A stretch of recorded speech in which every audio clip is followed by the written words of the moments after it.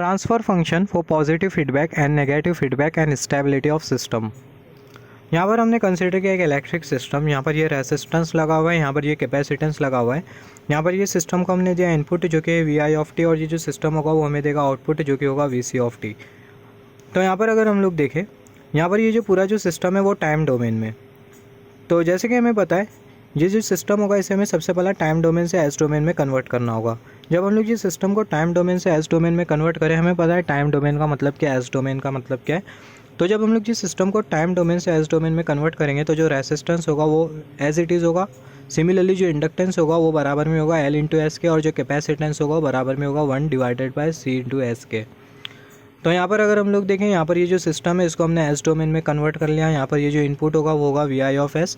यहाँ पर ये रेसिस्टेंस एज इट इज़, और जो इंडक्टर होगा वो हो जाएगा, आई मीन जो कैपेसिटर होगा वो हो जाएगा एस डोमेन में 1/CS, और जो आउटपुट होगा वो होगा वी सी ऑफ एस। यहाँ पर अभी अगर हम लोग वोल्टेज डिवीज़न रूल अगर हम लोग अप्लाई करें तो उस केस में हमें मिल जाएगा, ये जो कैपेसिटर के अक्रॉस अगर हम लोग वोल्टेज को कंसीडर करें तो एक कैपेसिटर के बाद जो सर्किट है वो ओपन सर्किट है। तो यहाँ पर जो वोल्टेज है वो है वी सी ऑफ एस, और ये वाला जो वोल्टेज होगा वो एक्जैक्टली बराबर में होगा कैपेसिटर के अक्रॉस जो वोल्टेज है, आई मीन जो कैपेसिटर के अक्रॉस जो वोल्टेज होगा वो एक्जैक्टली बराबर में होगा ये आउटपुट वोल्टेज के, जो कि होगा वी सी ऑफ एस, क्योंकि कैपेसिटर के बाद जो सर्किट है वो ओपन है। तो यहाँ पर अगर हम लोग देखें, अगर हम लोग वोल्टेज डिवीज़न रूल अप्लाई करें तो जो कैपेसिटर के अक्रॉस जो वोल्टेज होगा वी सी ऑफ एस वो बराबर में होगा वी आई ऑफ एस, जो कि input voltage into 1/CS divided by R plus 1/CS। यहाँ पर अगर हम लोग देखें, हमें पता होना चाहिए वोल्टेज डिवीज़न रूल क्या होता है। यहाँ पर हमने एक एग्जाम्पल कंसिडर किया वोल्टेज डिवीज़न रूल का। यहाँ पर ये R1 रेसिस्टेंस, यहाँ पर ये R2 रेसिस्टेंस। ये R1 रेसिस्टेंस के अक्रॉस जो पोटेंशियल डिफरेंस है वो है V1, और यहाँ पर ये जो R2 रेसिस्टेंस के अक्रॉस जो पोटेंशियल डिफरेंस है वो है V2। यहाँ पर अगर हम लोग देखें जो अप्लाइड वोल्टेज है वो है V। तो यहाँ पर ये जो R2 रेसिस्टेंस के अक्रॉस जो पोटेंशियल डिफरेंस है, या फिर बोल सकते हैं जो पोटेंशियल ड्रॉप है वो है V2, और ये जो V2 जो पोटेंशियल ड्रॉप होगा बराबर में होगा applied voltage into resistance R2 divided by summation of resistance R1 plus R2। Same हम लोग यहाँ पर हमने अप्लाई किया है कंडीशन। यहाँ पर अगर हम लोग देखें, यहाँ पर हमने वोल्टेज डिवीज़न रूल अप्लाई किया, तो जो कैपेसिटर के अक्रॉस जो वोल्टेज होगा वो होगा वी सी ऑफ एस, और ये जो वोल्टेज होगा बराबर में होगा वी आई ऑफ एस, जो कि इनपुट वोल्टेज, और यहाँ पर जो कैपेसिटेंस है जो कि 1/CS डिवाइडेड बाय रेसिस्टेंस, और जो कैपेसिटेंस है दोनों का सम। यहाँ पर अभी अगर हम लोग देखें, इसके बाद अगर हम लोग ये सी एस को आर के साथ मल्टीप्लाई करते हैं तो हमें मिल जाएगा RCS प्लस 1, और ये जो न्यूमरेटर होगा 1 के बराबर में हो जाएगा, और ये जो वी आई एस होगा इसको हम लोग वी सी ऑफ एस के डिनोमिनेटर में भेज देंगे। हमें मिल जाएगा V C of S divided by V I of S is equal to 1 divided by RCS plus 1। तो यहाँ पर अगर हम लोग देखें, यहाँ पर हमने ऑब्टेन किया है transfer function in S domain. ये V C of S divided by V I of S, इसको हम लोग ऐसा भी लिख सकते हैं transfer function is equal to 1 divided by RCS plus 1। तो यहाँ पर ये जो ट्रांसफ़र फंक्शन है इसको हमने एक्सपांड करके कुछ इस तरीके से लिखा। तो बेसिकली ये ट्रांसफ़र फंक्शन है एस डोमेन में, यहाँ पर ये वाले इलेक्ट्रिकल नेटवर्क का। तो यहाँ पर अभी अगर हम लोग देखें, अगर हम लोग जनरल फॉर्म कंसीडर करें ट्रांसफ़र फंक्शन का, जो जनरल फॉर्म होता है ट्रांसफ़र फंक्शन का कुछ इस तरीके से होता है S-S1, S-S2, S-S3, ऐसा करते करते पूरी जो सीरीज़ होगी वो आगे तक जाएंगी। सिमिलरली जो डिनोमिनेटर होता है वो होता है S-S है, S-SB, S-SC, और ये जो पूरी जो सीरीज़ होगी वो आगे तक के जाएंगी। यहाँ पर अगर हम लोग देखें, ये जो S-S1 इसको अगर हम लोग 0 के साथ इक्वेट करें तो हमें मिल जाएगा S is equal to S1। Similarly S-S2 इसको अगर हम लोग 0 के साथ इक्वेट करें तो हमें मिल जाएगा S is equal to S2। Similarly यहाँ पर अगर हम लोग देखें, जो S है वो बराबर में S1 के, तो यहाँ पर S के जगह पुट कर देंगे S1। सिमिलरली यहाँ पर S के जगह हम लोग पुट कर देंगे S2। सिमिलरली यहाँ पर S के जगह पुट कर देंगे S3। तो अगर हम लोग ऐसा करते हैं तो उस केस में जो ट्रांसफ़र फंक्शन है उसकी जो वैल्यू हमें जो मिलेंगी वो मिलेंगी 0, जिसके वजह से जो न्यूमरेटर वाले जो टर्म्स होते हैं उसको हम लोग बोलते हैं 0। तो ये बहुत इंपॉर्टेंट है, ट्रांसफ़र फंक्शन में जो न्यूमरेटर वाला जो टर्म होता है इसको हम लोग बोलते हैं 0। सिमिलरली यहाँ पर अभी अगर हम लोग देखें S-S है, S-SB, S-SC, S-S है, इसको अगर हम लोग 0 के साथ इक्वेट करें तो हमें मिल जाएगा S is equal to S है। S-SB इसको अगर हम लोग 0 के साथ इक्वेट करें तो हमें मिल जाएगा S is equal to SB। S के जगह पुट कर देंगे S है, S के जगह पुट कर देंगे SB, S के जगह पुट कर देंगे SC। तो अगर हम लोग ऐसा करते हैं तो उस केस में यहाँ पर ये जो हमें जो ट्रांसफ़र फंक्शन जो मिलेगा उसकी जो वैल्यू मिलेंगी वो इनफाइनाइट मिलेंगी। तो यही रीज़न की वजह से यहाँ पर ये जो डिनोमिनेटर वाला जो टर्म होता है उसको हम लोग बोलते हैं pole. Just wait for a second, yeah extremely sorry for that. S minus S है, S minus S B, S minus S C. तो जैसे कि हमने डिस्कस कर रहे थे, जैसे हम लोग एस की जगह एस ए पुट करेंगे, एस की जगह एस बी, एस की जगह एस सी पुट करेंगे, तो उस केस में यहाँ पर ये जो पूरा जो ट्रांसफ़र फंक्शन होगा वो इन्फाइनाइट के बराबर में होगा। तो ट्रांसफ़र फंक्शन की जो वैल्यू होगी वो इन्फाइनाइट के बराबर में होगी। तो यही रीज़न की वजह से जो डिनोमिनेटर वाला जो टर्म होता है उसको हम लोग बोलते हैं पोल। तो ट्रांसफ़र फंक्शन जब भी हम लोग कंसिडर करेंगे तो जो न्यूमरेटर वाला जो टर्म होता है उसको हम लोग बोलते हैं ज़ीरो, और जो डिनोमिनेटर वाला जो टर्म होता है उसको हम लोग बोलते हैं पोल। तो न्यूमरेटर वाले टर्म को हम लोग ज़ीरो क्यों बोलते हैं? By putting s is equal to s1, s is equal to s2 in numerator, the entire transfer function will become 0, hence numerator terms are 0. Similarly, by putting s is equal to sa, s is equal to sb, s is equal to sc in denominator, we will get entire transfer function value as infinite. तो यही reason की वजह से यहाँ पर ये जो denominator वाला जो टर्म होता है उसको हम लोग बोलते हैं पोल, और जो न्यूमरेटर वाला जो टर्म होता है उसको हम लोग बोलते हैं ज़ीरो। तो अभी हम लोग बात करेंगे पॉजिटिव फीडबैक के बारे में और नेगेटिव फीडबैक के बारे में। फिर उसके बाद हम लोग कंक्लूड करेंगे सिस्टम की स्टेबिलिटी को हम लोग किस तरीके से डिस्क्राइब करते हैं। हमें पता है जो क्लोज लूप सिस्टम होता है, जो फीडबैक एलिमेंट होता है वो क्लोज लूप सिस्टम में होता है और ओपन लूप सिस्टम में होता है। ओपन सिस्टम में कोई फीडबैक एलिमेंट कनेक्टेड नहीं होता है ओपन सिस्टम में। तो हमें पता है जो क्लोज लूप सिस्टम होता है, क्लोज लूप सिस्टम का जो ट्रांसफ़र फंक्शन होता है वो होता है G of S divided by 1 plus minus G of S into H of S. अगर हम लोग देखें यहाँ पर अगर पॉजिटिव साइन अपीयर कर रही है इसका मतलब जो फीडबैक होगा वो होगा नेगेटिव। पॉजिटिव साइन है इसका मतलब जो फीडबैक होगा वो होगा नेगेटिव फीडबैक। अगर नेगेटिव साइन अपीयर कर रही है इसका मतलब जो फीडबैक होगा वो होगा पॉजिटिव फीडबैक। यहाँ पर पॉजिटिव साइन है, again and again same thing repeat कर रहा हूँ, ये बहुत इंपॉर्टेंट है, एमसीक्यू में बहुत बार पूछा गया है। पॉजिटिव साइन अपीयर कर रही है इसका मतलब जो फीडबैक होगा वो होगा negative feedback. Negative sign appear कर रही है इसका मतलब जो फीडबैक होगा वो होगा पॉजिटिव फीडबैक। तो यहाँ पर हमने कंसिडर किया पॉजिटिव फीडबैक, यहाँ पर हमने कंसिडर किया नेगेटिव फीडबैक। पॉजिटिव फीडबैक के लिए जो ट्रांसफ़र फंक्शन होता है वो होता है G of S divided by 1 minus G of S into H of S. Similarly negative feedback के लिए जो ट्रांसफ़र फंक्शन होता है वो होता है G of S divided by 1 plus G of S into H of S. तो हम लोग मान लेते हैं जो G of S into H of S इसकी जो वैल्यू है वो है 0.5, और ये वाले केस में भी G of S into H of S इसकी भी जो वैल्यू है वो है 0.5। यहाँ पर हम लोग ऐसा क्यों कर रहे हैं, हमें डिफरेंस समझ में आएगा पॉजिटिव फीडबैक और नेगेटिव फीडबैक के बीच। तो हम लोग जैसे ही पुट करेंगे G of S into H of s 0.5 यहाँ पर, और यहाँ पर हम लोग 0.5 पुट करेंगे, तो ये वाले केस में जो ट्रांसफ़र फंक्शन होगा वो होगा G of S divided bye 0.5, और ये वाले केस में जो ट्रांसफ़र फंक्शन होगा वो होगा G of S divided bye 1.5। यहाँ पर अगर हम लोग देखें ये वाले केस में जो ट्रांसफ़र फंक्शन होगा वो ज़्यादा होगा, और ये वाले केस में जो ट्रांसफ़र फंक्शन की जो वैल्यू होगी वो कम से कम होगी, क्योंकि अगर हम लोग देखें जो डिनोमिनेटर है वो डिक्रीज़ कर गया, इसका मतलब जो न्यूमरेटर होगा वो इंक्रीज़ कर जाएगा, और यहाँ पर अगर हम लोग देखें जो डिनोमिनेटर है वो इंक्रीज़ कर गया, इसका मतलब जो न्यूमरेटर होगा वो डिक्रीज़ कर जाएगा। तो यहाँ पर अगर हम लोग देखें ट्रांसफ़र फंक्शन की वैल्यू इंक्रीज़ कर गई, इसका मतलब पॉजिटिव फीडबैक के केस में जो गेन होगा ट्रांसफ़र फंक्शन का वो बहुत ज़्यादा होगा। ट्रांसफ़र फंक्शन का गेन ज़्यादा होगा, इसका मतलब क्या, यहाँ पर हमने कंसिडर किया ये है सिस्टम, ये सिस्टम को दिया हमने इनपुट, और ये जो सिस्टम होगा वो हमें देगा आउटपुट। तो जैसे हम लोग सिस्टम को ज़रा से भी इनपुट प्रोवाइड करेंगे तो जो सिस्टम का जो आउटपुट होगा वो कंटिन्यूसली इंक्रीज़ करते जाएगा, क्योंकि अगर हम लोग देखें पॉजिटिव फीडबैक के केस में जो ट्रांसफ़र फंक्शन का जो गेन है वो ज़्यादा है, बहुत ज़्यादा है, गेन बहुत ज़्यादा है, इसका मतलब इनपुट के रेस्पेक्ट में जो आउटपुट होगा वो बहुत ज़्यादा होगा, और जो आउटपुट होगा वो कंटिन्यूसली इंक्रीज़ करते जाएगा। और यही रीज़न की वजह से जो ऑसिलेटर होता है उसमें हम लोग यूज़ करते हैं पॉजिटिव फीडबैक। ऑसिलेटर में होता है क्या, ऑसिलेटर को हम लोग देते हैं इनपुट, और जो ऑसिलेटर का जो आउटपुट होता है वो कंटिन्यूसली इंक्रीज़ करते जाता है। मगर अगर हम लोग देखें नेगेटिव फीडबैक के केस में ऐसा नहीं होगा। अगर हम लोग सोचें नेगेटिव फीडबैक के केस में सिस्टम को हम लोग देंगे इनपुट और सिस्टम का आउटपुट कंटिन्यूसली इंक्रीज़ करेगा, तो ऐसा नहीं होने वाला है, क्योंकि अगर हम लोग देखें नेगेटिव फीडबैक के केस में जो गेन होगा ट्रांसफ़र फंक्शन का वो लो होगा। सिस्टम को हम लोग देंगे इनपुट और जो सिस्टम होगा वो हमें देगा आउटपुट, मगर सिस्टम का जो गेन होगा वो इंक्रीज़ नहीं करेगा, सिस्टम का जो आउटपुट होगा वो कंटिन्यूसली इंक्रीज़ नहीं करेगा। और यही रीज़न की वजह से जो नेगेटिव फीडबैक होता है उसको हम लोग यूज़ करते हैं एम्पलीफिकेशन पर्पज़ के लिए। यहाँ पर अगर हम लोग देखें जैसे कि हमने डिस्कस किया था पॉजिटिव फीडबैक के केस में होता क्या, सिस्टम को हम लोग देते हैं इनपुट और जो सिस्टम का जो आउटपुट होता है वो कंटिन्यूसली इंक्रीज़ करते जाता है, क्योंकि जो ऑसिलेशन होता है वो कंटिन्यूसली इंक्रीज़ करते जाता है। और ऑसिलेशंस कंटिन्यूसली इंक्रीज़ करने की वजह से होता क्या है ना, जो सिस्टम होता है वो मार्जिनल स्टेबिलिटी की तरफ जाने लगता है। और अगर ऑसिलेशंस अगर कंटिन्यूसली इंक्रीज़ करते ही जाते हैं, अगर रुकते ही नहीं है, तो उस केस में जो सिस्टम होगा एक लिमिट के बाद अनस्टेबल सिस्टम बन जाएगा। यही रीज़न की वजह से जो पॉजिटिव फीडबैक होता है उसको हम लोग ज़्यादा कंसिडर नहीं करते, और पॉजिटिव फीडबैक की वजह से सिस्टम की जो स्टेबिलिटी होती है वो इतनी ज़्यादा नहीं होती है। In case of positive feedback system will remain will not remain stable due to increase in oscillation. जैसे कि मैंने बोला जो ऑसिलेशंस होती है वो कंटिन्यूसली इंक्रीज करते जाती है, जिसकी वजह से जो सिस्टम होता है एक पर्टिकुलर लिमिट के बाद मार्जिनल स्टेबल होता है, फिर मार्जिनल स्टेबिलिटी के बाद जो सिस्टम होता है वो अनस्टेबल जोन में चले जाता है। तो यहाँ पर ये मार्जिनल स्टेबिलिटी क्या होती है इसके बारे में भी हम लोग डिस्कस करने वाले हैं। तो जितने भी जो टर्म्स हम लोग कंट्रोल इंजीनियरिंग में कंसिडर करते जाएंगे सभी के बारे में हम लोग एक एक टर्म्स के बारे में डिस्कस करेंगे। तो यहाँ पर अभी अगर हम लोग देखें, जैसे कि हमने डिस्कस किया था जो क्लोज लूप ट्रांसफ़र फंक्शन होता है इसके बारे में हमने ऑलरेडी डिस्कस किया।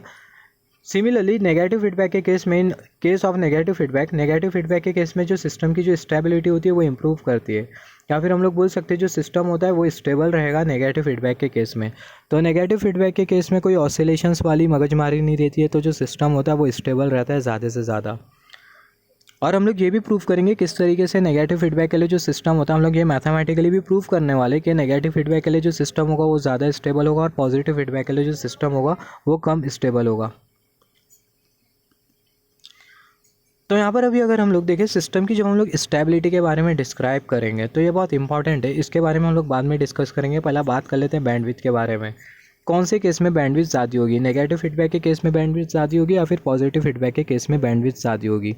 तो नेगेटिव फीडबैक के केस में जो बैंडविड्थ होती है वो ज़्यादा होती है और पॉजिटिव फीडबैक के केस में जो बैंडविड्थ होती है वो कम होती है। तो आप ये नोट डाउन कर लो।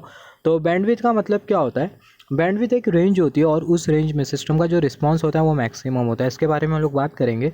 बैंडविड्थ एक पर्टिकुलर रेंज होती है और उस रेंज के अंडर में सिस्टम का जो रिस्पांस होता है वो मैक्सिमम होता है, और उस रेंज के बियॉन्ड सिस्टम का जो रिस्पांस होता है वो उतना खास नहीं होता, या फिर हम लोग बोल सकते हैं सिस्टम का जो रिस्पांस होता है वो मैक्सिमम नहीं रहता है। सिस्टम का जो रिस्पांस होता है वो रैपिडली डिके करने लगता है वो रेंज के बाहर।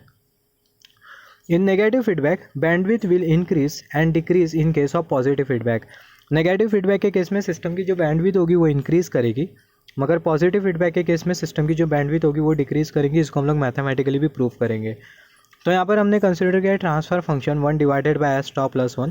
यहाँ पर ये जो टाउ होता है इसको हम लोग बेसिकली बोलते हैं टाइम कांस्टेंट, और जो टाइम कांस्टेंट होता है वो इन्वर्स होता है बैंडविड्थ का, या फिर हम लोग बोल सकते हैं जो बैंडविड्थ है वो इन्वर्स होती है टाइम कांस्टेंट का। जो बैंडविड्थ और जो टाइम कांस्टेंट दोनों के बीच में जो रिलेशन होता है वो इन्वर्स होता है।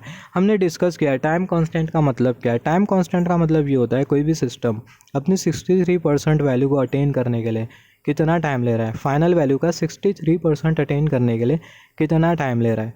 अगर सिस्टम ज़्यादा टाइम लेता है तो जो टाइम कांस्टेंट होगा वो ज़्यादा होगा, सिस्टम की जो स्पीड होगी वो कम होगी। तो जो टाइम कांस्टेंट होता है वो हमें सिस्टम की स्पीड के बारे में बताता है, सिस्टम के रेस्पॉन्स के बारे में बताता है। तो यहाँ पर हमने कंसिडर किया 2 एग्जाम्पल, और अभी हम लोग यहाँ पर मैथमेटिकली प्रूव करेंगे कि कौन से केस में बैंडविड्थ ज़्यादा होगी और कौन से केस में बैंडविड्थ कम होगी। ऑब्वियसली पॉजिटिव फीडबैक के केस में जो बैंडविड्थ होगी वो कम होगी और नेगेटिव फीडबैक के केस में जो बैंडविड्थ होगी वो ज़्यादा होगी। तो यहाँ पर हमने कंसिडर किया ये है क्लोज लूप सिस्टम। यहाँ पर ये comparator input R of S, ये सिस्टम हमें देगा आउटपुट जो कि होगा सी ऑफ एस। यहाँ पर हमने नेगेटिव साइन कंसिडर किया, इसका मतलब जो फीडबैक है वो है नेगेटिव फीडबैक, और यहाँ पर ये यूनिटी फीडबैक है। तो यहाँ पर अगर हम लोग देखें यहाँ पर हमें जो फीडबैक जो मिलेगा वो मिलेगा नेगेटिव यूनिटी फीडबैक। सिमिलरली यहाँ पर हमने एक एग्जांपल कंसीडर किया। यहाँ पर ये क्लोज लूप सिस्टम है और यहाँ पर ये पॉजिटिव साइन है, इसका मतलब जो फीडबैक होगा वो होगा positive feedback, positive unity feedback. यहाँ पर अगर हम लोग देखें यहाँ पर नेगेटिव साइन अपीयर कर रही है, इसका मतलब फीडबैक नेगेटिव है, और यहाँ पर अगर प्लस साइन अपीयर कर रही है इसका मतलब पॉजिटिव फीडबैक है। मगर ट्रांसफ़र फंक्शन में जैसे कि हमने डिस्कस किया था, just wait for a second, जैसे कि हमने डिस्कस किया था ट्रांसफ़र फंक्शन में अगर माइनस साइन अपीयर करती है तो इसका मतलब नहीं कि नेगेटिव फीडबैक है। ट्रांसफ़र फंक्शन में माइनस साइन अपीयर कर रही है इसका मतलब पॉजिटिव फीडबैक है। ट्रांसफ़र फंक्शन में प्लस साइन अपीयर कर रही है इसका मतलब ट्रांसफ़र फंक्शन में माइनस साइन अपीयर कर रही है इसका मतलब पॉजिटिव फीडबैक है। माइनस साइन इसका मतलब यहाँ पर बहुत कन्फ्यूजन क्रिएट होता है। ट्रांसफ़र फंक्शन में माइनस साइन अपीयर कर रही है इसका मतलब पॉजिटिव फीडबैक है, और ट्रांसफ़र फंक्शन में प्लस साइन अपीयर कर रही है, ट्रांसफ़र फंक्शन में प्लस साइन अपीयर कर रही है इसका मतलब नेगेटिव फीडबैक है। तो ये बहुत इंपॉर्टेंट है। तो यहाँ पर अभी अगर हम लोग देखें जैसे कि हमने डिस्कस किया था, यहाँ पर हमने कंसीडर किया है ट्रांसफ़र फंक्शन। तो अगर हम लोग देखें यहाँ पर ये वाले केस में अगर हम लोग देखें जो बैंडविड्थ होगी वो इंक्रीज़ करेंगे। यहाँ पर ये नेगेटिव फीडबैक है तो जो बैंडविड्थ होगी वो इंक्रीज़ करेगी।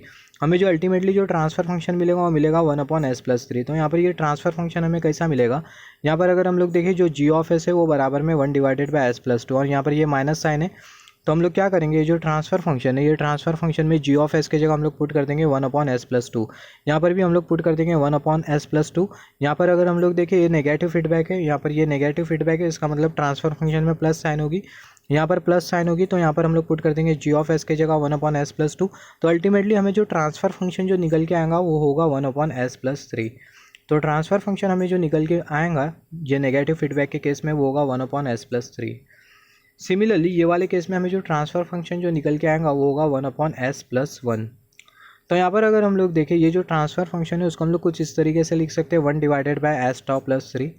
इसके आगे जो 3 होगा उसको हम लोग बाहर ले लेंगे 1+1/3 इंटू एस। यहाँ पर अगर हम लोग देखें यहाँ पर ये जो 1/3 होगा वो हमें इंडिकेट करेगा टाउ।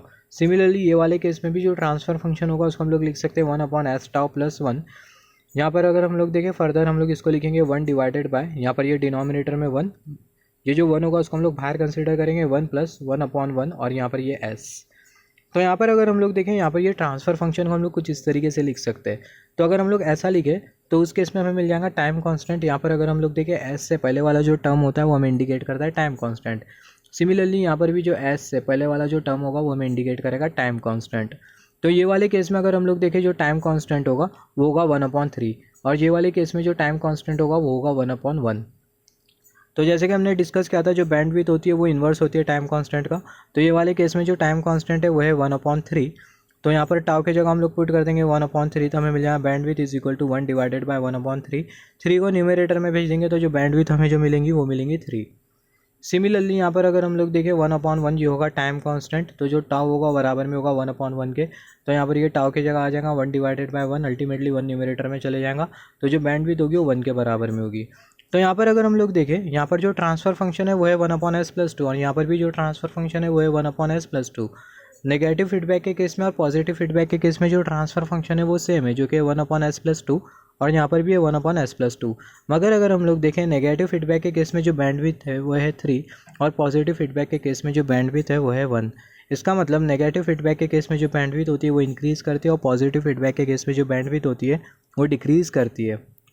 तो नेगेटिव फीडबैक के केस में बैंडविड्थ इंक्रीज़ करती है और पॉजिटिव फीडबैक के केस में जो बैंडविड्थ होती है वो डिक्रीज़ करती है। बहुत इंपॉर्टेंट है। So in negative feedback bandwidth will increase and decrease in case of positive feedback. यहाँ पर अभी अगर हम लोग देखें यहाँ पर हमने कंसिडर किया एस प्लेन। यहाँ पर ये जो वाई एक्सिस है वो हमें इंडिकेट कर रही है इमेजिनरी एक्सिस और जो एक्स एक्सिस है वो हमें इंडिकेट कर रही है रियल एक्सिस। यहाँ पर ये जो इतना जो रीजन होता है जो कि हमें ये कर्सर की टिप इंडिकेट कर रही है इसको हम लोग बोलते हैं LHS ऑफ एस प्लेन। यहाँ पर इतना जो रीजन होता है इसको हम लोग बोलते हैं RHS of S plane, left hand side of S plane. इतना जो रीजन होता है उसको हम लोग बोलते हैं right hand side of S plane. तो ये बहुत इंपॉर्टेंट है। इसको हम लोग जब हम लोग सिस्टम की स्टेबिलिटी की एनालिसिस करेंगे रूट लोकस के हेल्प से, बोडे प्लॉट के हेल्प से, नाइक्विस्ट क्राइटेरिया के हेल्प से, पोलर प्लॉट के हेल्प से, तो ये कॉन्सेप्ट को हम लोग 10 बार यूज़ कर रहे होंगे। तो ये जो मैं जो समझा रहा हूँ ये बहुत इंपॉर्टेंट है सिस्टम की स्टेबिलिटी को डिफाइन करने के लिए। यहाँ पर अगर हम लोग देखें यहाँ पर ये जो क्रॉस जैसा हमने जो बनाया है इसको हम लोग बेसिकली बोलते हैं पोल। तो अगर हम लोग देखें अगर पोल्स अगर LHS में एग्जिस्ट करते हैं तो उस केस में जो सिस्टम होता है वो स्टेबल होता है। अगर पोल्स यहाँ पर ये जो क्रॉस जैसा हमें जो दिखाई दे रहा है इसको हम लोग बोलते हैं पोल्स। जो डिनोमिनेटर वाला जो टर्म हमने जो कंसिडर किया था ट्रांसफ़र फंक्शन में जिसको हम लोग बोल रहे थे पोल्स, उसको हम लोग कुछ इस तरीके से क्रॉस साइन से शो करते हैं और जो ज़ीरो होता है उसको हम लोग एक छोटे से सर्कल से शो करते हैं। तो यहाँ पर अगर हम लोग देखें पोल्स अगर इमेजिनरी एक्सिस पर लाया करते हैं तो उस केस में जो सिस्टम होता है वो मार्जिनल स्टेबल होता है। मतलब सिस्टम स्टेबल और अनस्टेबल जोन दोनों के बीच में होता है जिसको हम लोग बोलते हैं मार्जिनल स्टेबल। सिमिलरली अगर पोल्स अगर RHS में लाया करता है तो उस केस में जो सिस्टम होता है वो अनस्टेबल होता है। यहाँ पर अगर हम लोग देखें भले से LHS में कितने भी पोल होने दो, अगर RHS में अगर एक भी पोल आ जाता है तो जो सिस्टम होगा वो अनस्टेबल होगा। सिमिलरली यहाँ पर हमने और एक एग्जाम्पल कंसिडर किया है, यहाँ पर एक पोल हमने कंसिडर किया और यहाँ पर एक पोल कंसिडर किया है। तो दोनों केसेस में सिस्टम कौन से केस में ज़्यादा स्टेबल होगा। यहाँ पर अगर हम लोग देखें जैसे ये पोल यहाँ पर अगर ये कर्सर की टिप को हमें केयरफुली नोटिस करना है, जैसे ये पोल ये लेफ्ट हैंड साइड की तरफ शिफ्ट होते जाएगा, जैसे ये पोल लेफ्ट हैंड साइड की तरफ शिफ्ट होते जाएगा, कर्सर के डायरेक्शन में शिफ्ट होते जाएगा, तो उस केस में सिस्टम की जो स्टेबिलिटी होगी वो इंक्रीज़ करते जाएंगी। यहाँ पर अभी अगर हम लोग देखें यहाँ पर एक पोल यहाँ पर लाई कर रहा है और ये वाले केस में जो पोल है वो यहाँ पर लाई कर रहा है। तो ये वाले केस में जो सिस्टम होगा कम स्टेबल होगा और ये वाले केस में जो सिस्टम होगा वो ज़्यादा स्टेबल होगा। तो हम लोग बोल सकते हैं जैसे ये पोल इमेजिनरी एक्सिस के क्लोज में जाते जाएगा सिस्टम की स्टेबिलिटी जो होगी वो डिक्रीज़ करते जाएंगी, सिस्टम अनस्टेबल जोन में जाते जाएगा। मगर जैसे ये पोल ये जो इमेजिनरी एक्सिस है उससे दूर जाते जाएगा तो जो सिस्टम की जो स्टेबिलिटी होगी वो इंक्रीज़ करते जाएंगी। तो ये वाले केस में जो सिस्टम होगा वो कम स्टेबल होगा और ये वाले केस में जो सिस्टम होगा वो ज़्यादा स्टेबल होगा। When the poles will keep on shifting, when the pole will keep on moving towards LHS of S plane, then the system will remain stable। ये बहुत इंपॉर्टेंट है।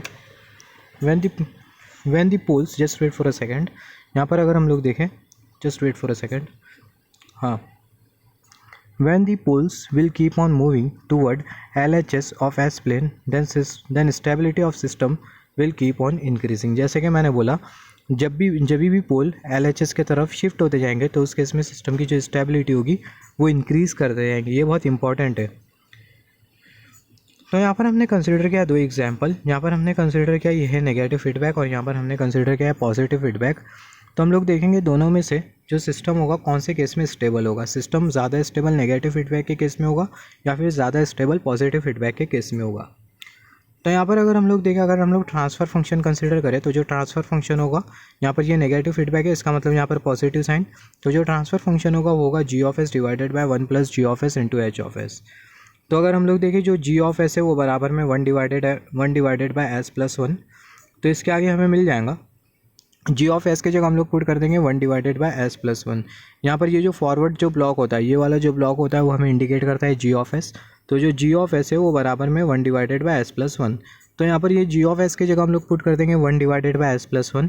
तो जो ट्रांसफ़र फंक्शन हमें जो मिलेगा वो मिलेगा 1 divided by S plus 1, denominator में 1 plus 1 divided by S plus 1 into 1। यहाँ पर अगर हम लोग देखें, यहाँ पर ये जो हमने जो प्रोसीजर जो फॉलो की है, ये सेम प्रोसीजर को हमने फॉलो किया था जब हम लोग बैंडविड्थ को फाइंड आउट कर रहे थे। यहाँ पर हमें जो ट्रांसफ़र फंक्शन जो मिला था वो मिला था 1/s प्लस 3। यहाँ पर हमें जो ट्रांसफ़र फंक्शन जो मिला था वो मिला था 1/s प्लस 1। ये हमें जो मिला था उसको हमने कुछ इस तरीके से फाइंड आउट किया था। यहाँ पर ये जी ऑफ एस के जगह हमने पुट कर दिया था 1/s प्लस 1। सिमिलरली यहाँ पर भी जी ऑफ एस के जगह हमने उसकी वैल्यू पुट कर दी थी और यहाँ पर ये 1 जी ऑफ एस, यहाँ पर ये जो एस ऑफ एस प्लस 1 होगा इसको हम लोग 1 के साथ मल्टीप्लाई कर देंगे तो हमें मिल जाएगा 1/s प्लस 1 प्लस 1 हमें मिल जाएगा 1/s प्लस 2। तो यहाँ पर अभी अगर हम लोग देखें हमें जो ट्रांसफ़र फंक्शन जो मिल रहा है वो मिल रहा है 1/s प्लस 2।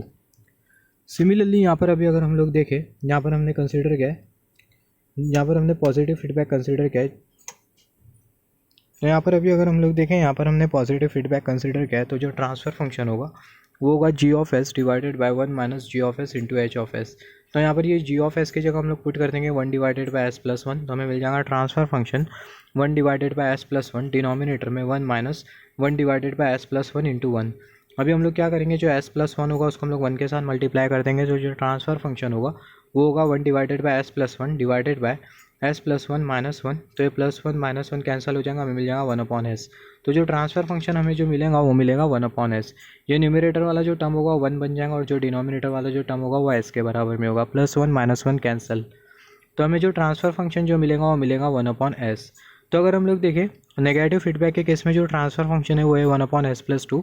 पॉजिटिव फीडबैक के केस में जो ट्रांसफ़र फंक्शन है वो हमें मिल रहा है 1/s। तो यहाँ पर हमें ओरिजिन पोल मिल रहा है, इसका मतलब जो पोल होगा वो ओरिजिन पर लाई करेगा और ये वाले केस में जो पोल होगा वो -2 पर लाई करेगा। तो यहाँ पर अगर हम लोग देखें, जैसे कि हमने डिस्कस किया था, जैसी पोल्स LHS की तरफ शिफ्ट होते जाएंगे तो उस केस में सिस्टम की जो स्टेबिलिटी होगी वो इंक्रीज़ करते जाएंगी। तो हम लोग बोल सकते हैं ये वाले केस में जो सिस्टम होगा वो ज़्यादा स्टेबल होगा और ये वाले केस में जो सिस्टम होगा वो कम स्टेबल होगा। इसका मतलब नेगेटिव फीडबैक के केस में जो सिस्टम होगा वो ज़्यादा स्टेबल होगा और पॉजिटिव फीडबैक के केस में जो सिस्टम होगा वो कम स्टेबल होगा।